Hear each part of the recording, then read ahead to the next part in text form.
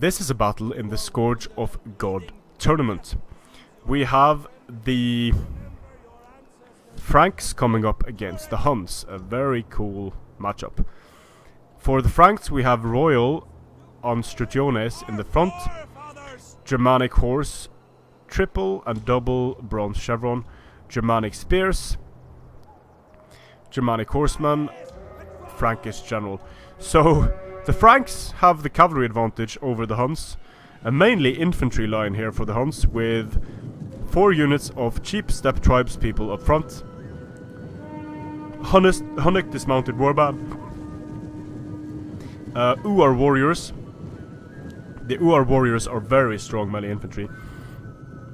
Then we have 3 steppe bows, fairly weak, but there's nothing to contend them in terms of skirmishing in this battle. But the Huns have only have Nokkors, steppe raiders, Hunnic warlord, and a Nokkor. So only medium melee cavalry here for the Huns. That is a distinct problem with the Hunnic roster, that their main strength, skirmishing and cavalry, is very hard to make work against the very good. There is a lot of good cavalry in Attila, and these medium units and light units, although they have good stats, they massively underperform against more heavy cavalry.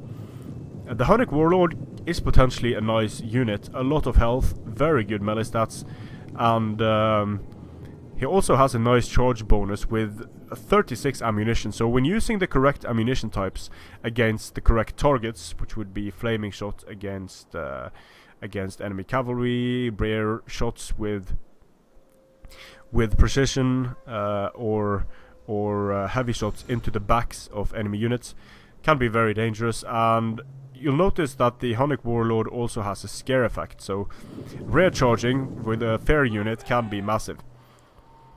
The Hunnic infantry force is very strong here, and the Uar warriors are going to do well against Royal Anstrutiones.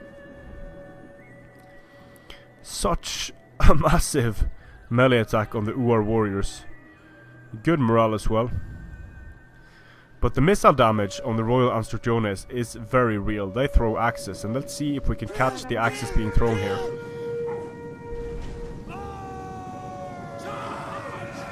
Yeah, the axes just go flying, do massive damage. Nice charge here by the Frankish general. The Frankish general is taking friendly fire now, and these steppe tribes people are getting wrecked, but it's a very good idea to use cheap units like this, because you don't want 100 missile damage to hit your mainline infantry. It's much better to just use steppe tribes people for that. Germanic horsemen wrecking here on the flanks. The Germanic spearmen are going to be outmatched by chosen Uars and Uars. Here the steppe tribes people actually made it into the Anstrutiones. And when these Uar warriors start rolling in, they're going to do so much damage. Hunnic dismounted warband. Goodbye, Hunnic dismounted warband. Nice charge here by the chosen Uars. Chosen Uars are going to destroy Anstrutiones on the charge. Such a mess of an engagement here. We have the steppe bows firing into the engagement, damaging both friend and foe. A lot of Hunnic units are wavering, and it's going to be very hard for this Hunnic infantry force to avoid just getting destroyed by cavalry. If rear charges starts happening down the line here, then these sword units aren't going to be able to do much, although they are defeating the Royal Anstrutiones very convincingly from the front. When they get charged by cavalry, they're just going to disappear. And the Hunnic warlord and the steppe bows not really getting the kills they need at this point.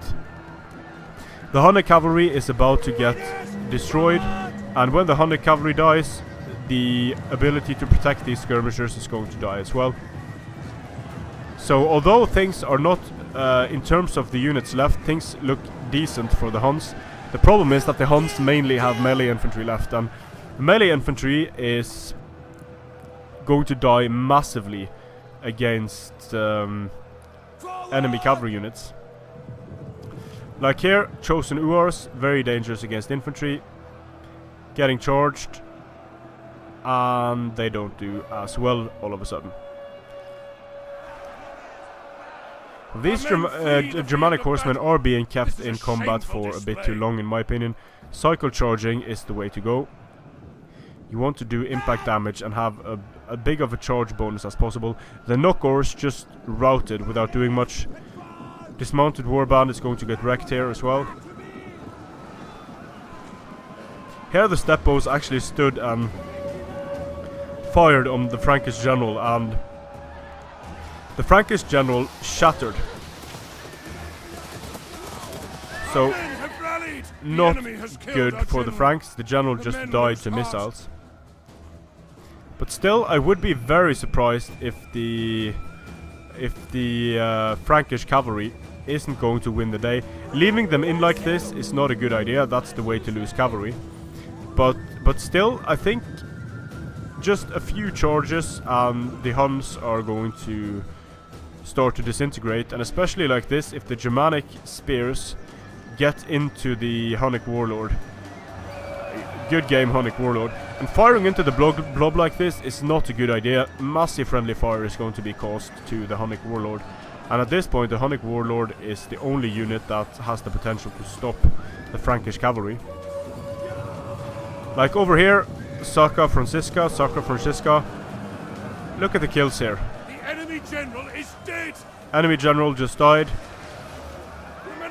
Again firing into the blob. This might be worth it though, to try to destroy the Sacra Francisca, but it's not really going to work. So Sacra Francisca is free to go for the skirmishers, but they don't really need to because the Hunnic army was chain routed. So a Hun army outmatched in terms of cavalry. For the Huns we only had 3 cavalry units and a mass of infantry. Well, we had 4 cavalry units, but the cavalry for the Franks, the Sacra Francisca and the Germanic horsemen, the Frankish general, they just carried the day. 6 infantry units for the Franks, just massacring this massive Hunnish horde. So Gojira takes the battle. USSR Dzambal is not going to advance. Gojira is going to advance to the next round of the tournament. Strength and honor.